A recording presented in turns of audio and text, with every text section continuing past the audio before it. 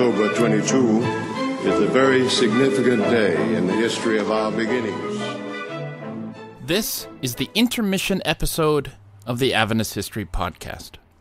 Last time, we spent 4 years telling the Adventist story from 1844 to 1915. This time, we're going to take a break. We're going to answer a few of the questions that you sent in. We're going to talk about the future of this podcast. We are going to talk about Adventist history a little bit as we set up the second season of this podcast. Now, what do I mean by the second season of this podcast? Okay, so we are splitting this podcast up into 2 seasons. Season 1 is what we've just covered. It's Adventist history up to Ellen White's death. Season 2 is whatever comes after that. So there are a lot of ways that you could divide up Adventist history, but this is a podcast, not an outline in a college class, and so we're just going to make this really simple. Placing Ellen White's death at the center of this story is a way of saying that Adventism changes or it pivots on her death. It seems to me that that's a good place to kind of build the story around. Okay, so why are we doing this intermission episode?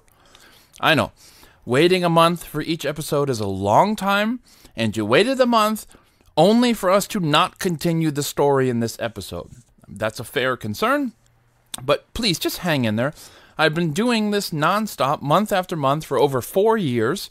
I wasn't planning on going for another 4 years, so I just needed a little bit of time to refocus and reorganize to do the 20th century. As I said before, researching the 20th century is a lot more work than what we've done so far. The next few episodes will be well worth the intermission. Next month, we will jump back into World War I and talk about how Adventists handled the war in Europe. Then we'll deal with the 1919 Bible Conference, the rise of fundamentalism in Adventism, the fall of A.G. Daniels, and more.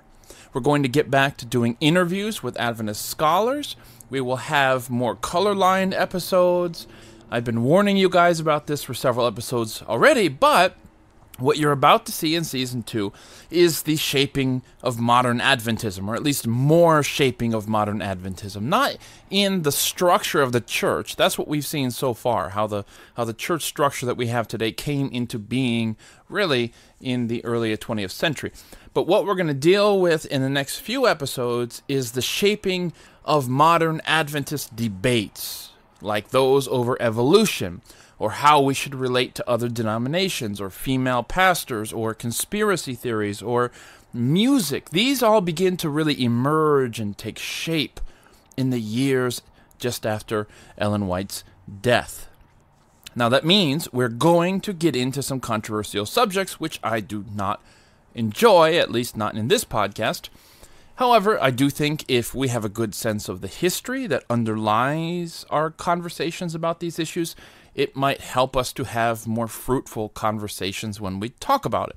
So, stay tuned. Whatever we do, we're going to have fun. Now, let's get to these questions that you guys sent in. The first question comes from Marcos.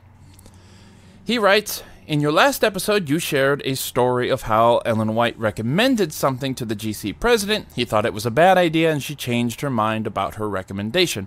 How does this picture of an Ellen White changing her mind impact the rigid view many Adventists have of her as an inflexible prophet whose every word must be adhered to without any room to disagree? Okay. Marcos is talking about the time Ellen White pushed the church to eat healthier, beginning with Arthur G. Daniels, our General Conference president at the time. Ellen suggested a pledge be passed around and an Adventist sign it, committing themselves to giving up meat, coffee, and other unhealthy foods. Daniels opposed the pledge, saying that some Adventist nuts would use the pledge as a club to beat people over the head. Intimidation and shame might be used to compel people to sign it, or else they're not true Seventh-day Adventists. So when Daniels told Ellen White all of this, she saw his point and dropped any talk of a pledge, though she still spoke very forcefully about the need to be a healthy people. So Marcos is asking, how might this idea of Ellen White changing her mind affect those who kind of view her as this infallible prophet? Well, Marcos, it's important to note what Ellen White changed her mind about. Her main point, that Adventists were regressing on the health message and needed to take it more seriously, never changed. Her stance on coffee and tea and meat never changed. And by the way, once we get a few more people to support us on our Patreon page, I'll release a special episode talking about Ellen White and food and all of this. Anyways, where she was flexible was on the means toward achieving that end. She saw that a pledge might do more harm than good. She didn't want Adventists to ignore the health message, but neither did she want to empower health nuts to rule Adventism with an iron tofu scepter. That's why she tried to strike a balance when she said that the eating of meat should not be a test of fellowship. That is, nobody should be kicked out or disciplined because they eat meat. But she very much wanted people to eat healthier.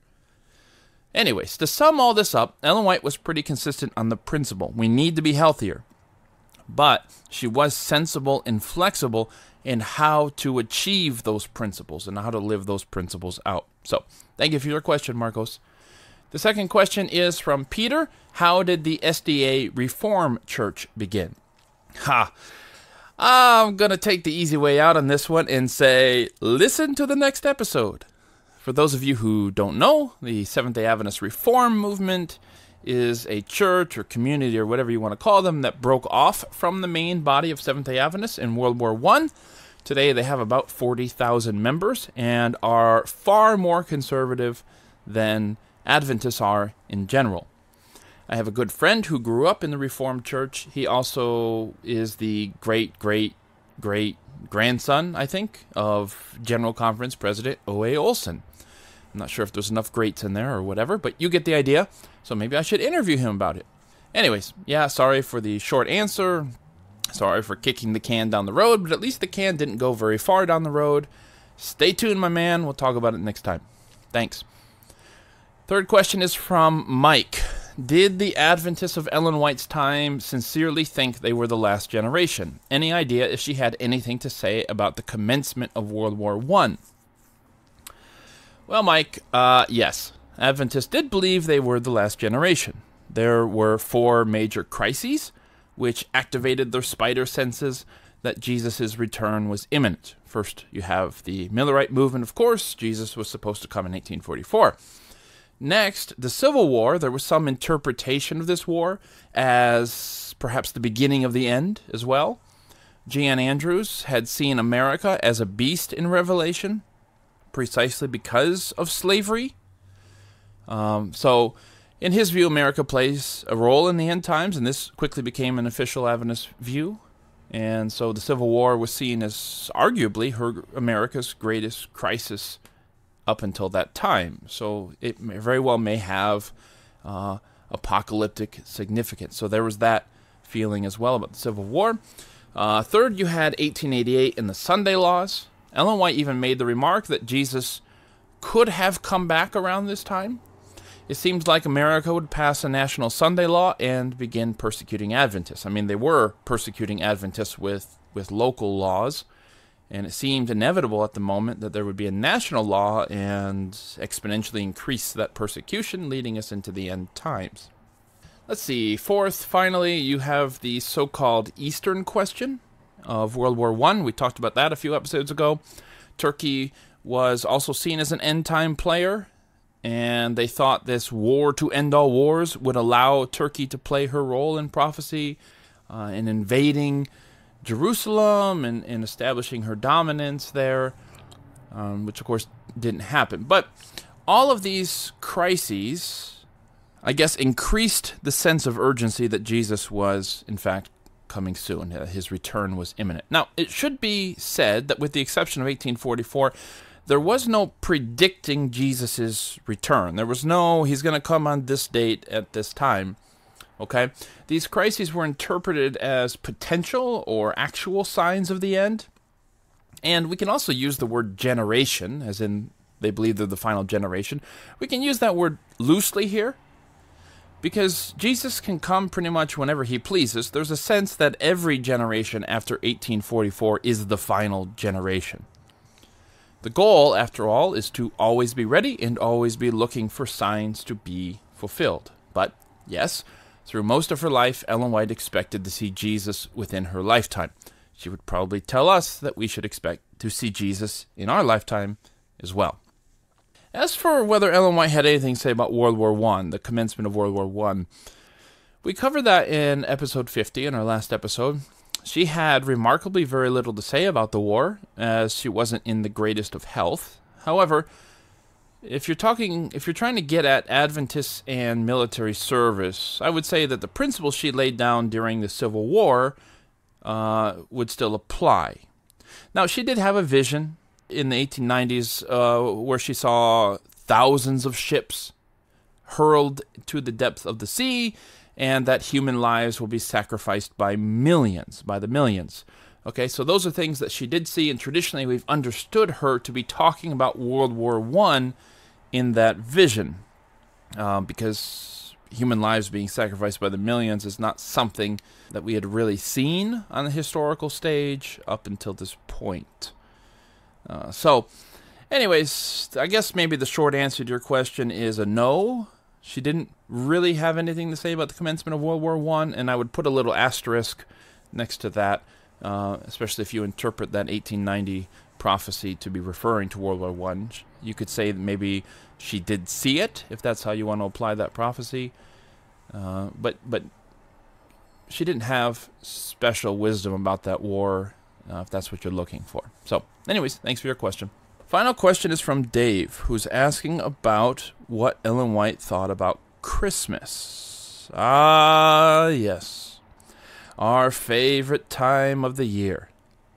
Presents, good food, family, and some Adventists in your local church feeling the need to remind everyone again that Jesus wasn't born on December 25th and that Christmas trees are pagan. We get it. We remember when you said it last year.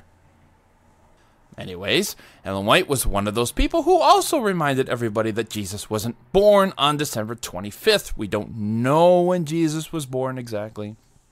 In fact, Ellen White thought it was intentional that God wouldn't tell us when Jesus was born because, in her view, God didn't want a day to get the attention that Jesus, the person, deserved all year round. With that said, Ellen White believed that Christmas could be celebrated as a spiritual holiday. However, she believed Adventists shouldn't be spending money they didn't have on presents. Likewise, she was worried that we might be spoiled by the social pressure to get, and just acquire more stuff. There's a real danger of Christians paying lip service to God, but using the religious significance of the holiday as a pretext for selfishness. I mean, at least in America, some of the most religious holidays are also the most self-indulgent, and that was a concern for her. Now, she had some practical advice. I'll just kind of summarize some of it for you. Number one, give gifts that matter to each other. We don't need more useless stuff in our lives. Gifts that matter are those that would actually help a person on their journey in life.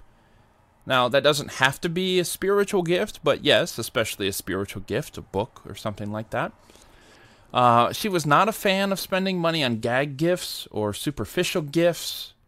If we're going to give gifts, then give gifts that genuinely help people in ways that matter. That would be her counsel. Number two, Ellen White saw Christmas as a teaching holiday for parents.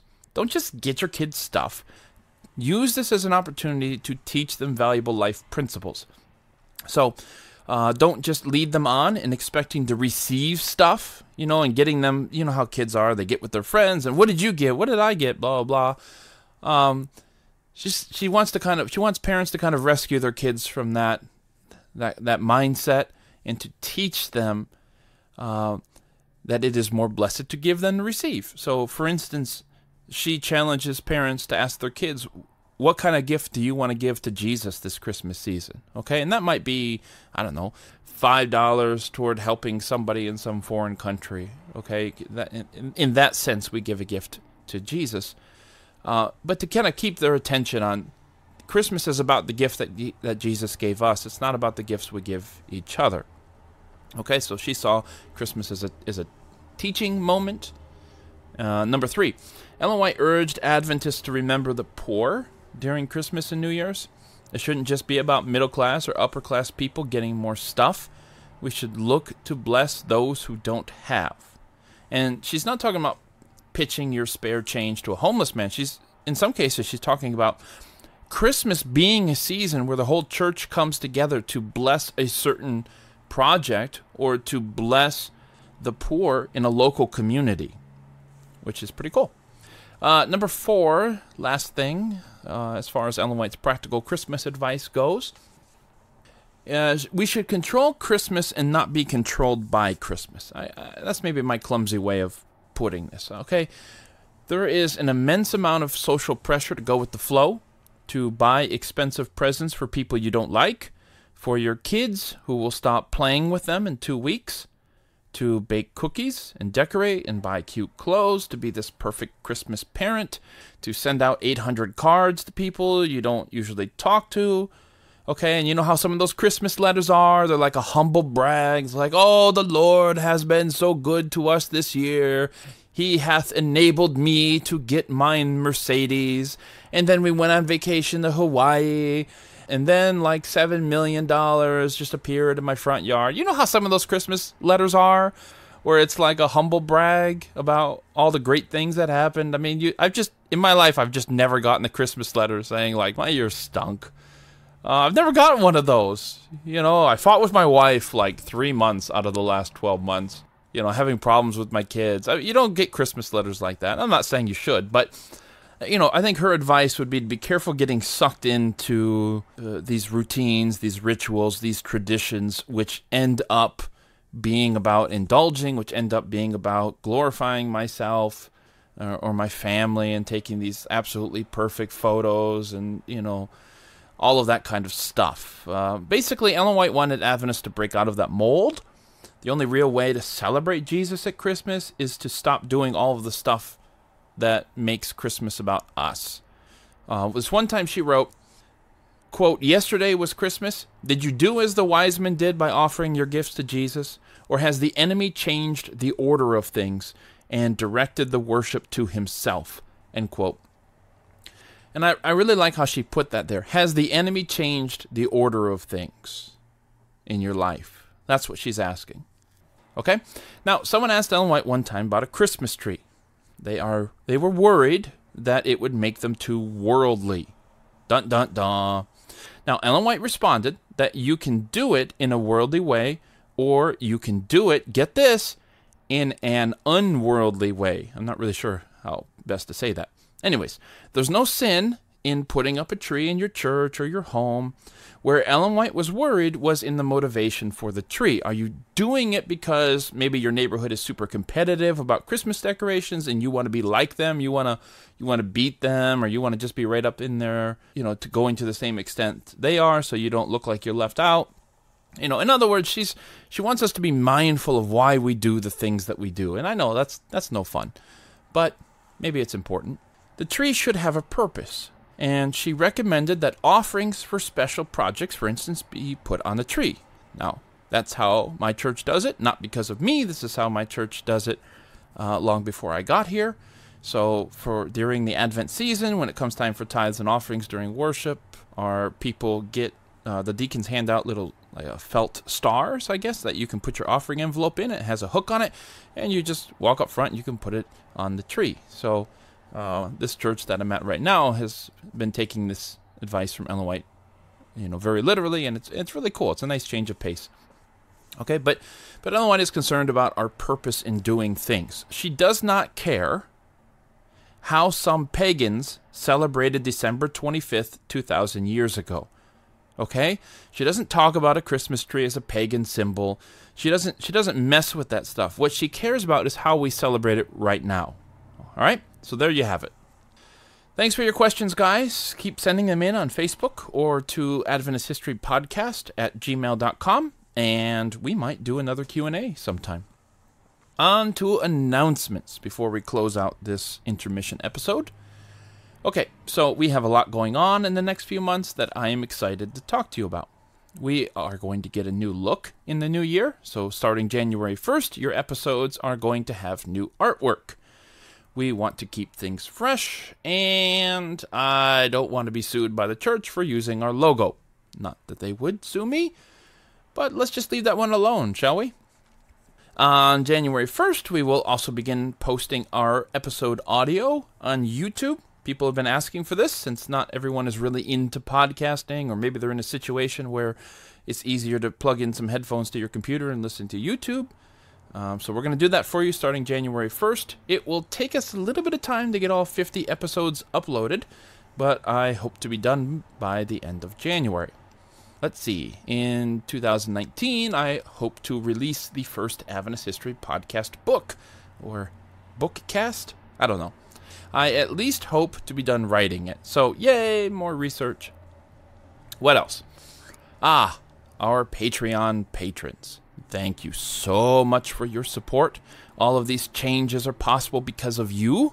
You've already received your thank you cards from me, and those of you who have joined the Order of Joseph Bates are due to receive the Adventist History Podcast mug and the Adventist History Podcast edition of Ellen White's Steps to Christ. This has never been published before. Now, the text is the same as the original, but it features some notes in the margin from yours truly. I also updated the scripture version that Ellen White uses. Most of them have been changed to the New King James Version. Some have been left in the King James Version, or whatever it is that she used in the original. Just helps it read a little bit better. I hope to get that to you guys in February or maybe March at the latest. It's not too late to become a patron if you've been thinking about it. Just go to patreon.com/Adventist History Podcast and join us.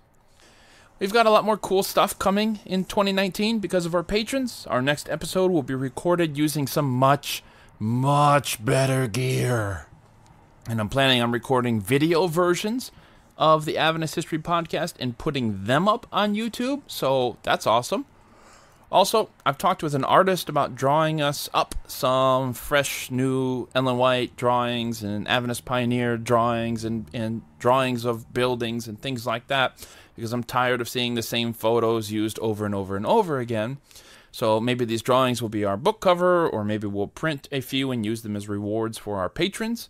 If you have any other ideas of what you'd like to see us do in 2019, please, by all means, send me a message. Okay, one final announcement. Man, this is starting to feel like church, where you have like 20 minutes of announcements before anything starts. Anyways, this one is a big one. In 2019, I am going to start...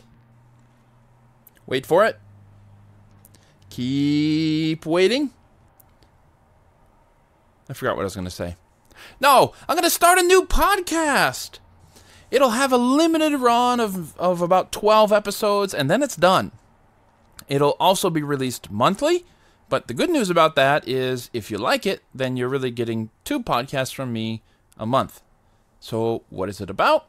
It is going to be called Adventists Are Weird. I know. Seems like a strange direction to take from Adventist history, but they are, in fact, related. Adventists Are Weird is going to be a short, tight, 10-minute podcast that is perfect for your short drives around town. We're going to talk about Adventist culture and how we ended up eating things called haystacks, why a number of Adventists believe in conspiracy theories, why the Adventist college I went to didn't serve black pepper or mustard, why many Adventists are vegetarian, and so on. We're going to interview dozens of people who have stories to tell. Seriously, I put this question up on Facebook in a group full of Adventist pastors, and I think in less than a week I have 300 comments on that question. The question was, share with me a story that you've experienced about some weird Adventist, about something weird you've seen. So there's a lot of material, a lot of interviews. We're going to dip into the history and origins of why our denominational culture is the way it is, at least in the West. It'll be fun. You will cringe. You will laugh. You will shake your head. And you will hopefully understand why Adventists are weird. why we are wired the way that we are wired, why our culture is the way that it is. We'll have fun. I hope you realize also that this episode of the Adventist History Podcast is sponsored by none other than The Haystack. The Haystack is a voice for young adults in the Seventh-day Adventist Church that produces articles, music reviews, videos, and more. So to check them out, go to thehaystack.org. The Haystack, life, culture, theology, and penguins. So, yeah, really, go check them out. Thanks for joining me for Intermission. Thanks so much for listening to this podcast. I hope to be booking a booth at the General Conference session in Indianapolis soon. That is coming up, guys, in like a year and a half. I would love to meet you guys and hear your stories in person. So if you're going to GC in 2020 in Indianapolis, I hope to see you there. God bless you, and I will see you next year.